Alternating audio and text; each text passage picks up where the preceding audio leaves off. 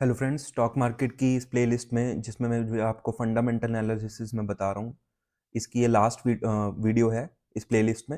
और इस वीडियो में लास्ट मैंने बजाज ऑटो में कवर कर रहा था। वीडियो लंबी होने के कारण मैंने आपको यहाँ तक कैसे पी रेशो को इंडस्ट्री पी के साथ कंपेयर करना और मीडियन पी के साथ कंपेयर करना है, ये सब समझा दिया था।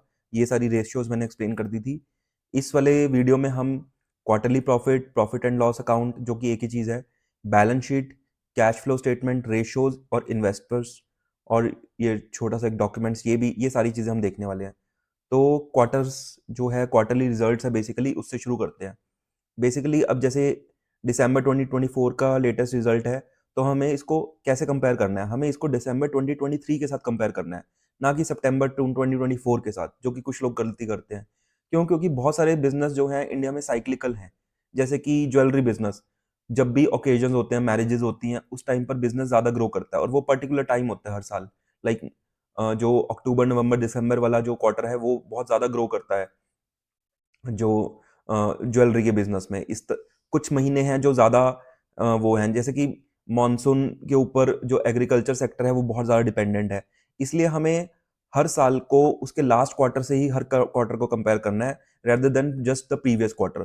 सो this is Y on Y comparison, इसको कहते हैं ईयर ऑन ईयर कंपैरिजन। तो इसको जैसे सेल्स में आप देखेंगे 9,000 से 9,300 से 12,000, अब 13,000। तो लास्ट से हमने अगर कंपेयर करना है तो सेल्स पहले 12,000 थी, अब वो 13,000 हो गई हैं, तो सेल्स बेटर हुई हैं। ऑब्वियसली एक्सपेंसेस भी बढ़े हैं। अब ये आ गया ऑपरेटिंग प्रॉफिट। ऑपरेटिंग प्रॉफिट 2400 से 2700 हो गया है। ओके। ऑपरेटिंग प्रॉफिट मार्जिन 20% से 21% हो गया है। ऑपरेटिंग प्रॉफिट बेसिकली क्या है कि जो आपका रिवेन्यू है उसमें से आप ऑपरेटिंग कॉस्ट, बिल्कुल जो बिजनेस को चलाने की मेन कॉस्ट है, अगर आप वो माइनस कर दो तो उसके बाद आपके पास जो पैसा बचा वो ऑपरेटिंग प्रॉफिट होता है।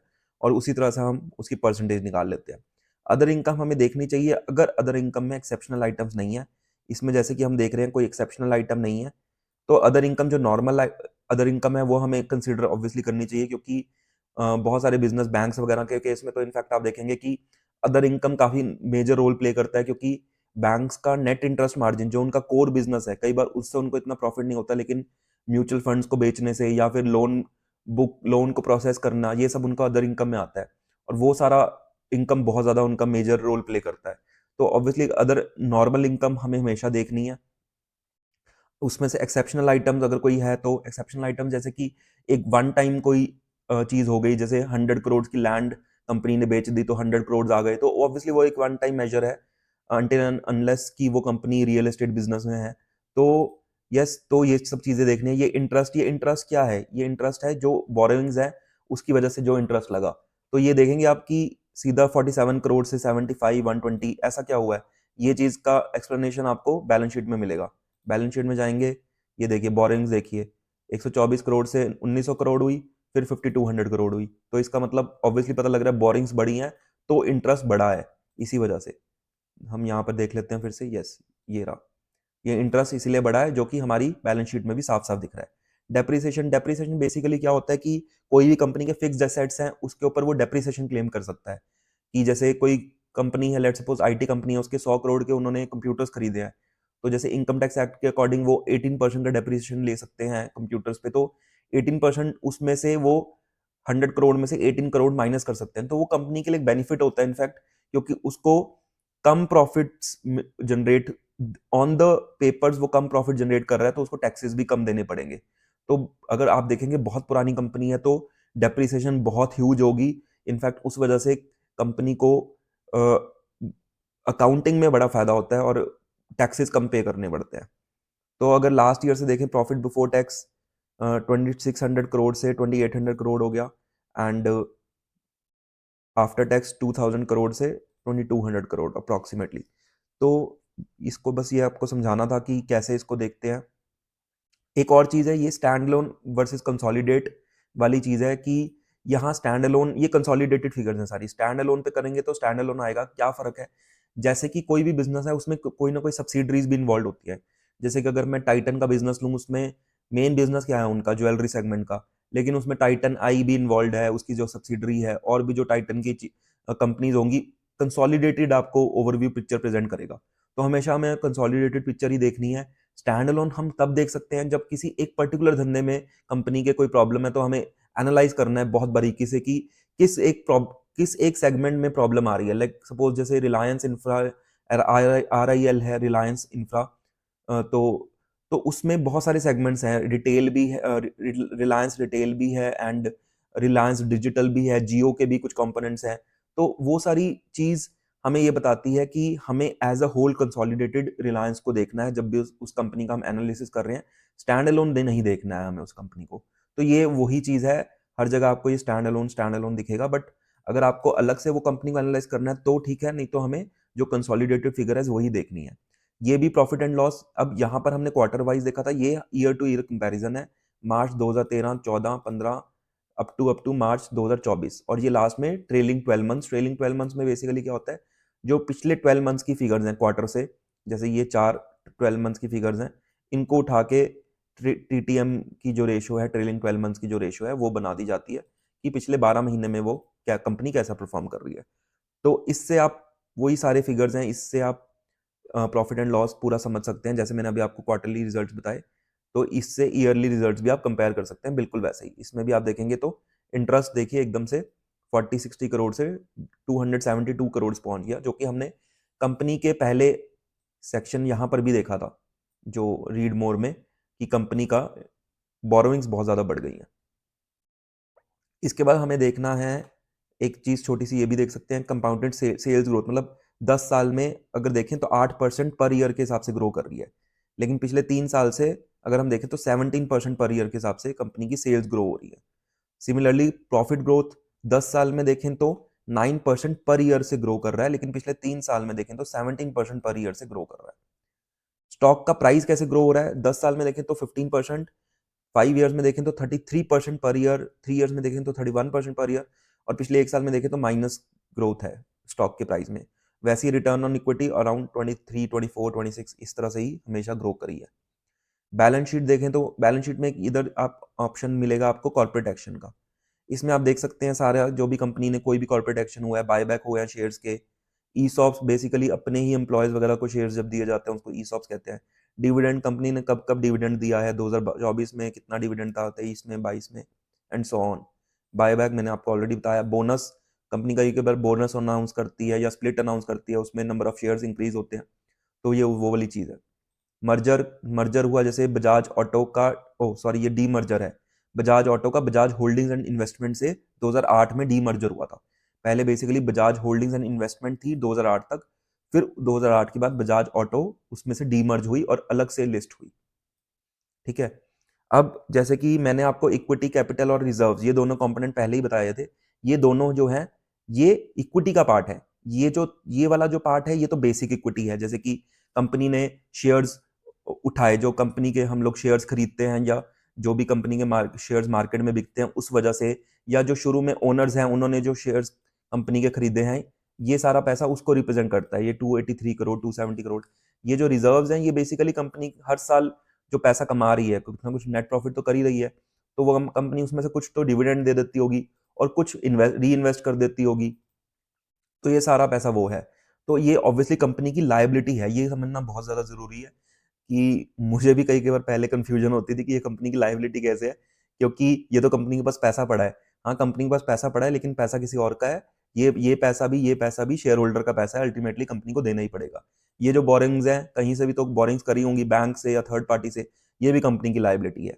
इसलिए ये सारा सेक्शन लायबिलिटीज में आ रहा है। अदर लायबिलिटीज ये भी, अगर आप देखेंगे ट्रेड पेबल्स, जो ट्रेड अभी पैसे देने हैं, या कस्टमर से कोई एडवांस आ गया कि भाई अभी एडवांस तो आ गया, तो वो लायबिलिटी होती है, अगर आपको समझ आ रहा हो कि कस्टमर से एडवांस आ गया लेकिन चीज अभी तक दी नहीं है, ठीक है, वो लायबिलिटी है। ट्रेड पेबल्स बेसिकली परचेज कर लिया कुछ, जैसे बजाज ऑटो है तो कुछ ना कुछ पार्ट्स वगैरह परचेज करे होंगे, लेकिन अभी तक पैसे नहीं दिए, तो वो ट्रेड पेबल्स लायबिलिटीज हैं कंपनी की। तो हमेशा आप देखोगे ये जो लायबिलिटीज हैं, टोटल कर लिया 45,000 करोड़, हमेशा एसेट्स के इक्वलेंट होंगी। एसेट्स में क्या क्या आएगा, फिक्स्ड एसेट्स हो सकते हैं, land, building, machinery, equipment, computer, furniture, vehicles, intangible assets, other fixed assets. Intangible जैसे कुछ इंटेलेक्चुअल प्रॉपर्टी राइट्स वगैरह, वो सारे इंटेंजिबल एसेट्स में आते हैं। ठीक है, similarly CWIP work in progress इसको बोलते हैं हम। वर्क इन प्रोग्रेस बेसिकली ये अगर है इसमें कोई ना कोई वैल्यू, मतलब 141 करोड़, तो इससे पता लगता है कि कंपनी कोई ना कोई एक्सपेंशन कर रही है, कंपनी का कुछ वर्क इन प्रोग्रेस चल रहा है, जिस वजह से कल को ये 141 करोड़ जो है फिक्स्ड एसेट्स में ही जाके मर्ज हो जाएंगे, और उस वजह से क्या होगा, बेसिकली कंपनी एक्सपैंड कर रही है, उसकी प्रोडक्शन बढ़ेगी और ऑब्वियसली फिर नेट प्रॉफिट बढ़ने के भी चांसेस हैं। तो CWIP जितना हो तो वो कंपनी के एक्सपेंशन को बेसिकली पॉइंट आउट करता है। इन्वेस्टमेंट, कंपनी ने कहाँ कहाँ इन्वेस्टमेंट करी है, कोई भी जो इन्वेस्टमेंट कर रखी हो उससे कंपनी को कितना कितना पैसा जनरेट हो रहा है, ये वो सब बता रहा है। अदर एसेट्स भी हो सकते हैं, जैसे इन्वेंट्रीज जितनी की पड़ी हैं मेरे पास, ट्रेड रिसीवेबल्स, मतलब कि पैसा आना है, कुछ माल ऑलरेडी बेच दिया लेकिन अभी पैसा आना है, ये कैश इक्विवेलेंट्स, मतलब कैश में पैसा पड़ा है, लोन्स कुछ दे रखे होंगे, एंड अदर एसेट आइटम्स। तो ये टोटल एसेट्स हमेशा टोटल लाइबिलिटीज के सेम होंगे, ये एक बैलेंस शीट में बहुत बड़ी चीज़ है। तो बेसिकली वैसे हमें इतना इसको डिटेल में चाहे ना भी देखो, बट अब आपको अब पता लगना चाहिए कि कैसे इक्विटी कैपिटल क्या है, ये दोनों को मिला के हम इक्विटी कहते हैं। ये है बोरोइंग्स, ये लाइबिलिटीज क्या है, ये CWIP क्या है, ये सारी चीज़ें यस ऑब्वियसली हमें एक बार पता होनी चाहिए कि क्या क्या चीज़ें हैं। कैश फ्लो, अब इसको बहुत लोगों को समझ नहीं आता ये कैश फ्लो क्या है, ऑपरेटिंग, इन्वेस्टिंग, फाइनेंसिस। मैं कहूँगा बिल्कुल नॉर्मल इंग्लिश से की लैंग्वेज में समझ के देखो। Cash from operating activity, operating मतलब बेसिकली जो बेसिक कोर धंधा है जो कंपनी का, उससे जो कैश फ्लो आ रहा है वो क्या है, वो कितना है। अगर आप देखेंगे ये मोर और लेस नेट प्रॉफिट के आसपास रहना चाहिए। इसका मतलब कि जो भी कंपनी पैसा कमा रही है उतना कैश कंपनी को ऑपरेटिंग एक्टिविटी से जनरेट हो भी रहा है। ऐसा नहीं है कि कैश कंपनी कागजों में तो प्रॉफिट दिखा रही है लेकिन पैसा नहीं आया, पैसा अटका हुआ है, कोई NPA हो गया, मतलब बेसिकली कोई पैसा दे नहीं रहा, ट्रेड रिसीवेबल्स हैं बहुत ज्यादा कि लोगों से पैसा लेना है लेकिन दे नहीं रहे। तो ये अगर आप देखेंगे तो इसका नेट प्रॉफिट 2013 में अगर हम देखें, प्रॉफिट एंड लॉस में 3000 करोड़ था, और मार्च 24 में 7700 करोड़। तो कहीं ना कहीं कैश फ्लो भी 2200 करोड़ और 6500 करोड़ है, तो मोर और लेस 70-80% जो नेट प्रॉफिट है उसके आसपास कैश फ्लो है। तो ये दर्शाता है कि ठीक है, कंपनी मोस्टली पैसा अपना कन्वर्ट कर पा रही है, वो कैश जनरेट हो रहा है। कई बार आपको दिखेगा कि कंपनी वैसे तो नेट प्रॉफिट पोस्ट कर रही है काफी अच्छा, but cash from operating activity negative है, तो उस केस में कंपनी को कभी कभी दिक्कत हो जाती है। अगर हम सेकंड देखें, कैश फ्रॉम इन्वेस्टिंग एक्टिविटी, मतलब कि कंपनी ने कोई क्या कहाँ कहाँ पैसा इन्वेस्ट करा है, तो वो अपने बिजनेस में भी इन्वेस्टमेंट हो सकती है, कोई शेयर्स, म्यूचुअल फंड्स, FD वगैरह में जो इन्वेस्ट करा है, और उससे कितना कैश गया वो नेगेटिव होगा, कितना कैश आया वो पॉजिटिव में रहेगा। तो उसकी नेट वैल्यू को हम फिर उस तरह लिखेंगे कि कैश फ्रॉम इन्वेस्टिंग एक्टिविटी कितना हुआ। Similarly cash from financing activity, अब फाइनेंसिंग एक्टिविटी मतलब बहुत बिल्कुल बेसिकली सोच के देखो, फाइनेंस मतलब क्या होता है कि जैसे कहते हैं बजाज फाइनेंस, मतलब कि फाइनेंस कर रहा है, उधर पैसा दे रहा है। तो कैश फ्रॉम फाइनेंसिंग एक्टिविटी मतलब कि आपको पैसा कहाँ कहाँ से आ रहा है, आपको पैसा आ रहा है लोन से, बैंक से लोन ले लिया, या फिर आपने अपनी इक्विटी को बेचा, राइट, जैसे शेयर होल्डर अपनी या प्रोमोटर अपनी इक्विटी को बेचता है। लिस्टेड कंपनी, जब कंपनी लिस्ट होती है उसको बेसिकली इक्विटी बेचना ही कहते हैं एक तरह से, तो वो भी फाइनेंसिंग एक्टिविटी है। मेरे और आप जैसे लोग जब शेयर को बाय करते हैं तो वो फाइनेंसिंग एक्टिविटी में आता है, वो प्रोमोटर के पास या कंपनी के पास कह लें, प्रोमोटर तो नहीं कहेंगे एग्जैक्टली, कंपनी के पास पैसा जाता है वो, तो वो पैसा का फाइनेंसिंग एक्टिविटी में आ रहा है। और on the contrary financing activity से जो पैसा जा रहा है वो क्या है, जैसे अगर आपने लोन लिया है बैंक से, वो जो आप इंटरेस्ट पे कर रहे हो, या जो जो शेयर होल्डर हैं आप और मैं जैसे लोग जिन्होंने शेयर परचेज किया है, उसमें अगर कंपनी को डिविडेंड देना है तो उस केसेस में कैश जा रहा है कंपनी का फाइनेंसिंग एक्टिविटी से, और जो कैश आ रहा है वो जो भी लोन लिया है या जो भी इक्विटी के फॉर्म में पैसा आया वो सारा पैसा प्लस में दिखेगा। तो कई कई बार लगता है कि कैश फ्रॉम फाइनेंसिंग एक्टिविटी अच्छा +100 है तो अच्छी बात है, ये ऐसा नहीं होता, ये इतना सिंपल नहीं है, इसलिए मैंने आपको पूरा एक्सप्लेन करा है। +100 है इसका मतलब ये भी हो सकता है कि हाँ, कंपनी ने बैंक से 100 करोड़ रुपए का लोन लिया है इसलिए +100 दिख रहा है, बट अच्छी बात है, क्योंकि अगर कंपनी ने लोन लिया है कि वो एक्सपेंशन कर रही है तो अच्छी बात है, बट अगर उसके खर्चे ज्यादा हैं या वो इतना रिटर्न जनरेट नहीं कर रही, तो वो 100 करोड़ का लोन एक अच्छी बात भी नहीं है। तो हम नेट कैश फ्लो इन तीनों का प्लस और माइनस करके यहाँ से निकल जाता है। रेशोज बहुत ज्यादा इंपॉर्टेंट नहीं है, बट एक दो इंपॉर्टेंट है। जो डेटर डेज, बेसिकली कंपनी को जिस जिस बंदे ने पैसा देना है, मतलब कंपनी ने जिस जिस बंदे से पैसा लेना है उस बंदे ने कंपनी को पैसा देना है, वो कितने दिन में कंपनी को मिल जाता है, तो ये कम होना चाहिए। मतलब बेसिकली जो कंपनी के डेटर खड़े हुए हैं बैलेंस शीट में, वो कंपनी को 13 दिन, 14 दिन, और अभी करंटली देखें तो 17 दिन में कंपनी के पास पैसा आ जाता है। ऐसा नहीं है कि कंपनी का पैसा बहुत बहुत दिन तक डेटर्स जो है चुकाते ही नहीं है और कंपनी को फाइनेंशियल क्रंच हो जाता है, इस तरह की दिक्कत नहीं है। इन्वेंट्री डेज ये जितना कम वो अच्छा है बेसिकली, कि कंपनी की इन्वेंट्री कितने दिन में खत्म हो जाती है, 16 दिन में, 17 दिन में, 22 दिन में, 19 दिन में, मतलब 19 दिन में इन्वेंट्री खत्म हो गई, जो भी माल बना है 19 दिन में सारा बिक गया। तो इसी तरह से ये बाकी ratios not that important. ROC मैंने आपको पहले एक्सप्लेन किया था, ये ईयर वाइज आरओसी भी यहाँ पर बताया हुआ है, राइट। शेयर होल्डिंग पैटर्न, इसको एक चीज है यहाँ पर आप ट्रेड्स में भी देख सकते हो, इनसाइडर ट्रेडिंग। जैसे इनसाइडर ट्रेड्स, जो भी कंपनी के खुद के इनसाइडर बंदे हैं, उन्होंने कोई ट्रेड्स ली हैं, बल्क डील्स, ब्लॉक डील्स, यहाँ से आप मेजॉरिटी जो बड़ी बड़ी डील्स हैं उसके बारे में को ट्रैक कर सकते हो, ठीक है। और यहाँ पर शेयर होल्डिंग पैटर्न अगर आपको क्वार्टरली देखना है या ईयरली देखना है, हम ईयरली देखना वैसे मुझे ज्यादा बेटर लगता है, या अगर आपको जस्ट पिछले महीने, पिछले क्वार्टर से कंपेयर करना है तो एक क्वार्टर का देखना फायदा है, कि जैसे अभी दिसंबर में क्या हुआ कि प्रमोटर की कुछ चेंज नहीं हुई। एफ ने अगर देखें तो 2% कम कर लिया, लेकिन डी ने देखें तो 1.5% बढ़ा लिया, और आधा परसेंट ऑलमोस्ट पब्लिक के पास चला गया।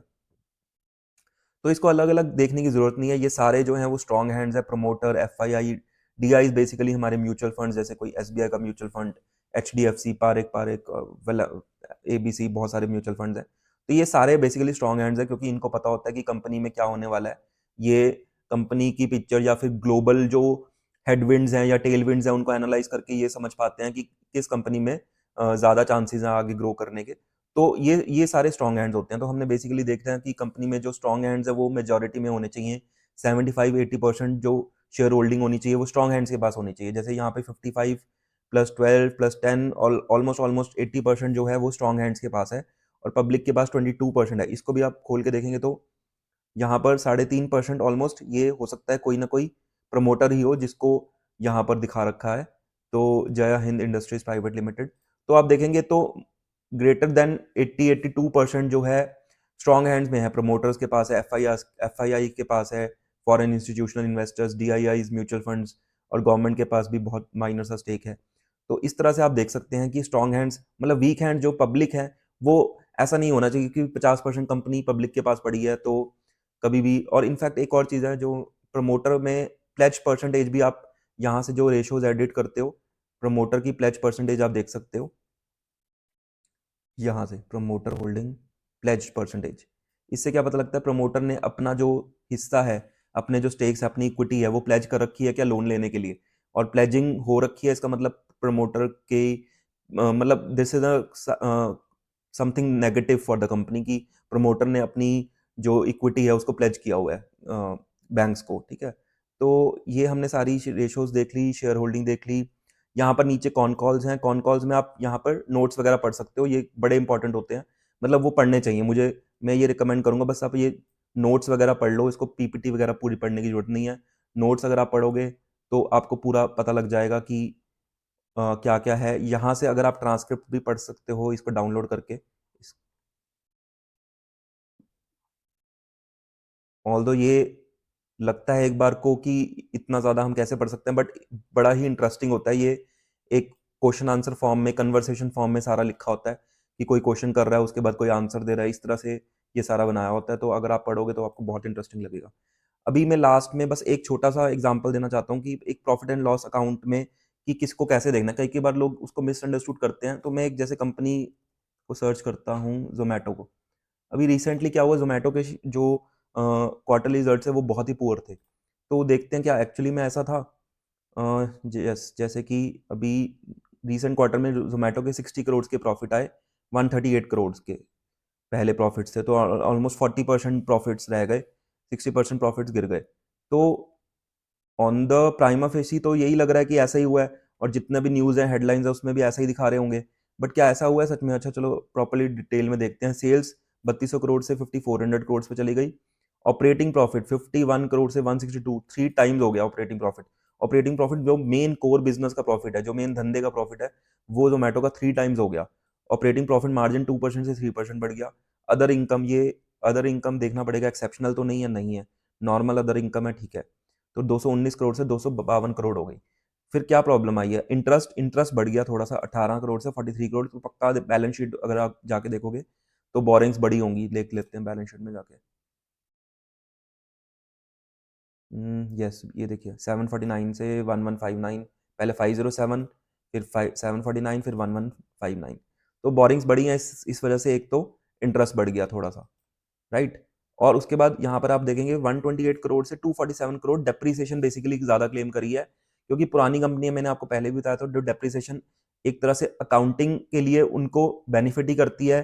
कहीं ना कहीं कंपनी को टैक्सेस कम पे करने पड़ते हैं, क्योंकि वो हैं तो कंपनी के एसेट्स ही जिन पे वो डेप्रीसिएशन क्लेम कर रहे हैं। तो डेप्रीसिएशन ऐसा कोई अलग से कोई एक्सपेंस नहीं हो गया ऑपरेटिंग प्रॉफिट का। वो वो ऐसे एसेट्स हैं जो धीरे धीरे डेप्रिशिएट हो रहे हैं उस कंपनी के। जैसे कंपनी के पास बहुत सारे अगर स्कूटर्स होंगे डिलीवरी बॉयज के, तो वो हर साल वो डेप्रिशिएट हो रहे होंगे, तो इसलिए बेसिकली वो कंपनी डेप्रिशिएशन क्लेम करती है। अगर उसके बाद भी देखो तो प्रॉफिट बिफोर टैक्स 124 करोड़ ही है पहले भी, लेकिन पहले -11% टैक्स दिया और अब 52%। तो बेसिकली कंपनी का पूरे साल का टैक्स तो जो रहेगा वो सेम ही रहेगा, बट कंपनी कई बार क्वार्टर्स में मैनिपुलेट करती है अपने टैक्सेस को, मतलब कर सकती है टैक्सेस को मैनिपुलेट, कम ज़्यादा कर सकती है कंपनी, कि किसी एक क्वार्टर में कम दे दिया, किसी एक क्वार्टर में ज़्यादा दे दिया, बट ओवरऑल जो कंपनी को टैक्स देना वो उतना ही देगी।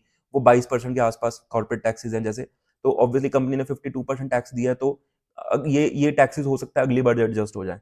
तो इसलिए अगर आप देखेंगे तो नेट प्रॉफिट यहाँ 138 का दिख रहा है, यहाँ 59 का दिख रहा है, बट ऐसा नहीं है। ऑपरेटिंग प्रॉफिट अगर आप देखेंगे सीधा सीधा कंपनी ने 3 टाइम्स ग्रो किया। और अगर आप लास्ट कुछ साल में देखेंगे तो ये थर्ड हाईएस्ट 226, 177 और 162, ये थर्ड हाईएस्ट ऑपरेटिंग प्रॉफिट है कंपनी का पूरे टेन्योर में, कंपनी की पूरी हिस्ट्री में। तो इस तरह से हमें देखना है, हमें बेसिकली सिर्फ लास्ट लाइन या हेडलाइन से कंपेयर नहीं करना किसी भी चीज़ को। अब जैसे कि मैंने आपको पूरा एक थॉरो डिस्कशन दिया है कि कंपनी की कैसे कैसे सारी चीज़ें देखनी है, तो इस तरह से आप देख सकते हैं। और ये लास्ट वीडियो थी इस स्टॉक मार्केट के फंडामेंटल एनालिसिस में। ये मैंने पूरी एक प्लेलिस्ट बना दी है। आई होप अब आपको फंडामेंटल एनालिसिस में, फाइनेंशियल एनालिसिस में किसी भी कंपनी की कोई दिक्कत नहीं आएगी, और अब किसी और से नहीं सोचोगे कि कोई मुझे बताए कि क्या वो कंपनी अच्छी है या नहीं। तो फंडामेंटल एनालिसिस अब आप खुद कर सकते हो। इस वीडियो को ज़्यादा से ज़्यादा शेयर करो, सब्सक्राइब करो और लाइक करो, and thank you so much.